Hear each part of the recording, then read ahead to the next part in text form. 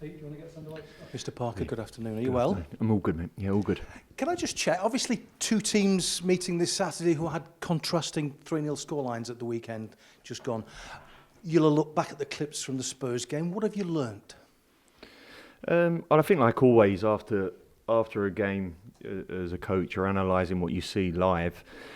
And I always want to reflect, probably watching back the game in terms of my general feeling around the game. And to be honest with you, my general feeling around that game didn't change. I felt we got off to a really tough start. I think that was very clear in terms of the goal, and that goal was definitely worthy on their side. I thought we'd managed to get a foothold back in the game at that point.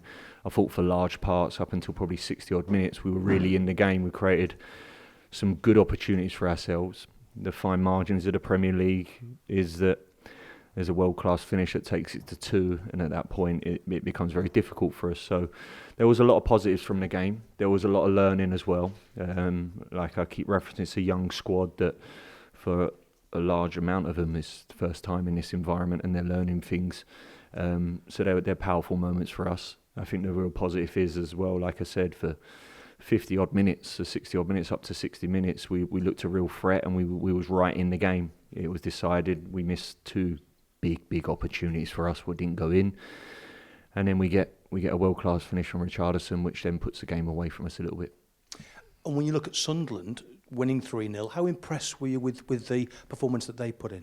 Good side, yeah, definitely good side. Look, it's a totally different team to the one we faced last year. Obviously recruited and brought in a lot of players, and obviously recruited very well. So yeah, I don't think nothing's changed fundamentally in terms of the team and how they play and the structure of their team, but certainly personnel's changed, and they've brought in added quality, which you can obviously clearly see. So they're coming off the back of a very good result at home, a good start, but it's our first home game. It's a team that we're familiar with, albeit different personnel this time, but it's a game we're looking forward to. I know it's not yet the end of August, but it just has the feel for you in particular of a must-win, because you're playing a promoted side at home. You've got United, Liverpool, Forest and City to come. So you've got to pick up wins at home, and you've got to pick them up quickly. Would you go along with that? Not really. I get that that's the way football is now, and I get that's the way that we all want to build that sort of pressure. I understand it as well, of course. It's a fixture, our first home game, and I think no matter who we were playing, we'd want to go into this game trying to leave a mark and certainly trying to win the game. So yeah, look, I said it after the game, we're 1 game in, and we've been beaten at Spurs, and there was a lot of positives. We go for our 2nd game now, and it's the 2nd game of this season, and of course it's a big game, and I totally understand that. It's a game that we need to keep improving, give the best version of ourselves, and we'll go into it fully committed to try and get 3 points, and hopefully we come out the better side of that, really. The atmosphere at Sunderland last week was remarkable, and the players seemed to feed off that. Is that what you need from your fans this weekend? What message would you give to them ahead of that game? Oh, for sure. Yeah, for sure. It's going to be absolutely vital for us this year. I've mentioned it many times of the challenge that we have this year, and that challenge is going to have to be one which we all embrace. It's a challenge that us as a group, us as a football club, as players, as coaches, that have been really at the forefront of what we've done at this present moment in time since coming back. And I think the fundamentals to last year, to this group, certainly was the cohesion, the commitment, the support, and the togetherness that we showed throughout last year got us to a point that we're now in the Premier League, and the fans were crucial to that last year. Sticky start, like I've mentioned before, but they were a driving force to why we were where we were. The next challenge for all of us, and I include the fans in that, is this challenge we face now.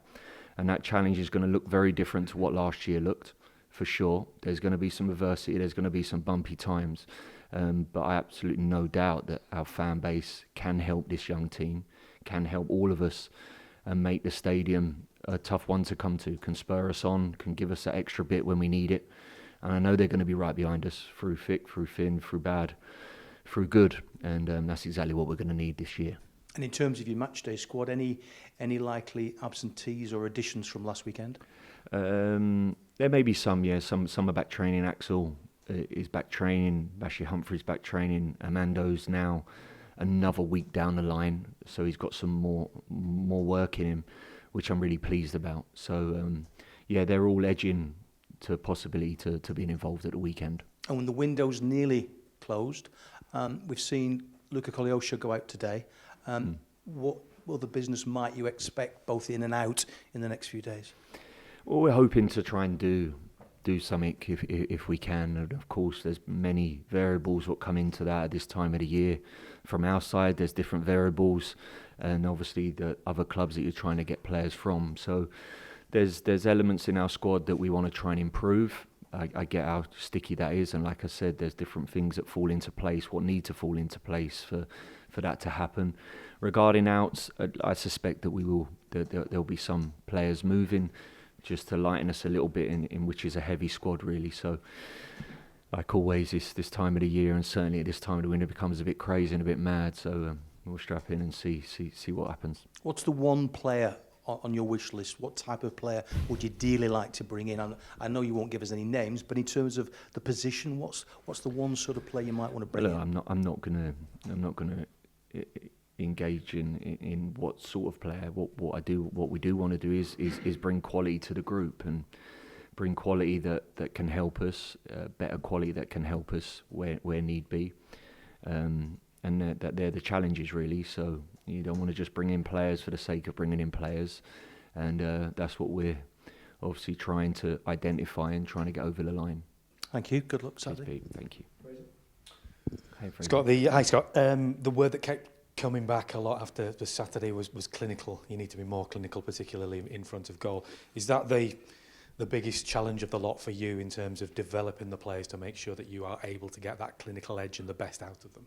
Yeah, definitely. I think that's probably the biggest thing. Look, you go up in levels, which obviously the Premier League is, and I think it was a prime example of the clinical edge that you sometimes need. And we just didn't manage to, like you say, be clinical, and in certain moments just lacked, or just switched off a little bit in terms of where we were. And they're the fine margins in this division that get punished. So, like I said, some real positives. It'd be more critical if we wasn't creating them opportunities. We didn't look a threat, but we did, and I was very pleased with that. I was very pleased after such a poor start from us. Not just us. That wasn't just down to us. That was down to the quality we was up against, and the way Tottenham imposed themselves on the game. I was really, really pleased with how we managed to get a foothold back in that game. I always reference I've been in the arena a lot of times, and in them moments it becomes very difficult and sometimes very, very cloudy, and how you get a foothold back in. I thought we done very well, and that pleased me a lot, really. And moving on from that, if any sort of reminder were needed that you cannot switch off in the Premier League for the slightest second, it was probably a flattering scoreline, some might say, for Spurs. Is it easy to try and park that result or that scoreline particularly and forget about it and just move on to the next one? Yeah, definitely. That's been our mantra. That was our mantra last year. That'll be our mantra this year. Football moves very quickly. The psychological element of that moves very quickly. We can't spend days or weeks worrying about the what ifs or what could happen now or what's in front of us or why was that so bad. Of course we need to reflect, and we need to be brutally honest in our assessment of certain things, and we've done that for large parts. We did that majority of last year.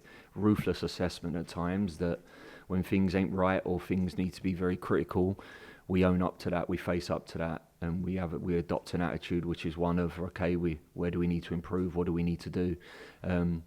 But as quickly as that is, main focus is on the next game, and that's where we are now. We've done our learning, we've debriefed game. I think we'll be a better version, hopefully, and we go now with full focus into Saturday. And you mentioned that the changes that Sunderland have made, and obviously the changes that you've made. Does that make planning for a game like this, despite the fact that you know Sunderland, obviously, in terms of the core expectations from them, does it make it more difficult to plan when they've got a whole different bunch of personnel in? Not really, no, it doesn't. It doesn't make it difficult to plan. Obviously, I think structurally wise, Sunderland look very similar to what they were. The difference is just a difference in personnel and the quality they've brought in, and obviously they've brought in a lot of players of very good quality. I think they brought in a real mix of experienced players along with some players that have been in around the Premier League and some exciting young players as well. So it's a big game for us, and we understand that, and I'm sure Sunderland will be feeling the same way regarding us. Cheers. Hi, Scott. Hey, mate. We've talked a lot about culture, about what you want in your changing room, what you've instilled after a year now in your changing room. How much does that marry up with this idea of being realistic about what this season is going to be like, i.e. you're not likely to repeat what you did last year and only lose 2 matches? Do those two things tie in together? Do you need realists and pragmatists in your changing room? Yeah, I think you do. I think you need to understand what the journey looks like. I think that's what's key. I think what's key is really having a clear understanding of how certain things may look this year. And the word realist and the word rationale and the word real level about us needs to be at the top of that. And that's not being negative in any way or pessimistic in any way. That's just the brutal honesty of the situation we're in. I feel that's the best way for anyone. And I've been involved in teams that have won leagues, and I've been involved in teams that have been relegated. The psychological element in certain moments in team sports is critical. And the shock factor of that, if you don't have an understanding of it, you don't have a real mechanisms to get yourself out of certain situations, is fundamental really. Before you know it, you're on a bit of a slippery slope. So that's the way I'll go about it this year. We've built a culture, an environment, and of course that's changed a little bit because a lot of players have left. What were fundamental to that?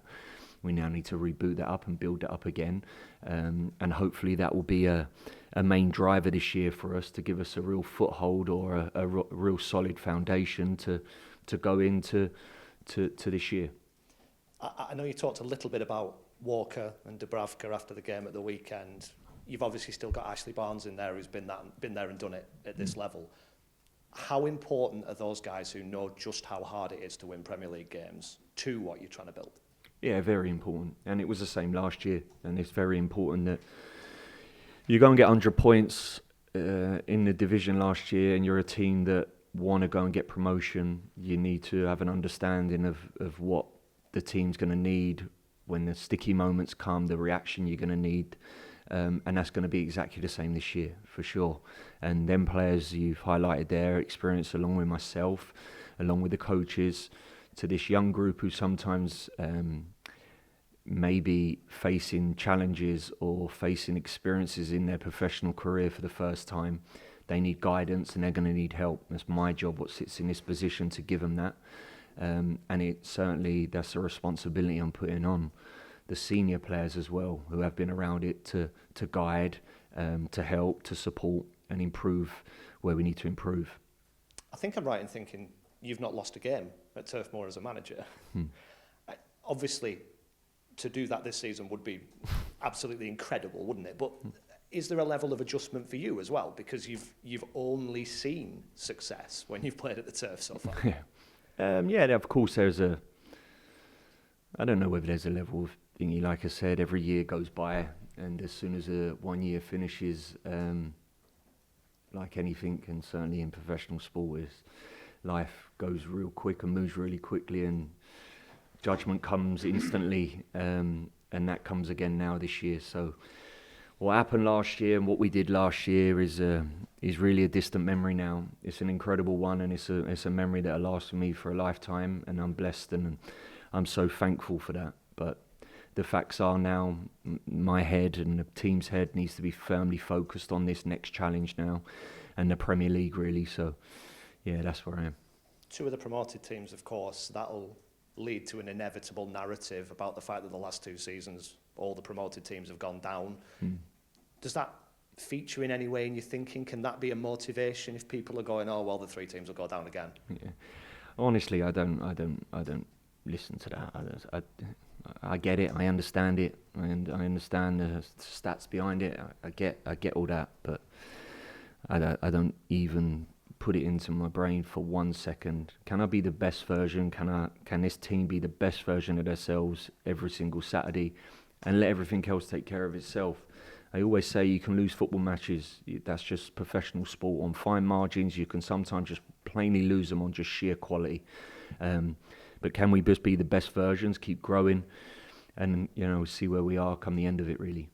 And just lastly, I remember a year or so ago when you first came in, you were talking about going into Turf Moor and going into that home dugout for the first time and waiting to experience what that's like. You get to do that in the Premier League now. I suppose part one is, do you expect it to go up a notch?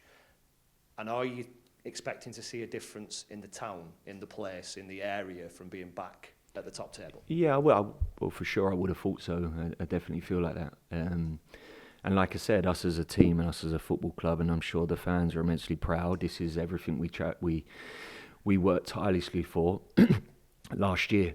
So yeah, we should be proud. I'm immensely proud, and the team are immensely proud, and so the fans should be as well. And yeah, I'm looking forward to the weekend, sitting in the dugout again in the Premier League and justifying the work that we did last year, and now going up against in the best league in the world, really. So I can't wait for that. Thank you.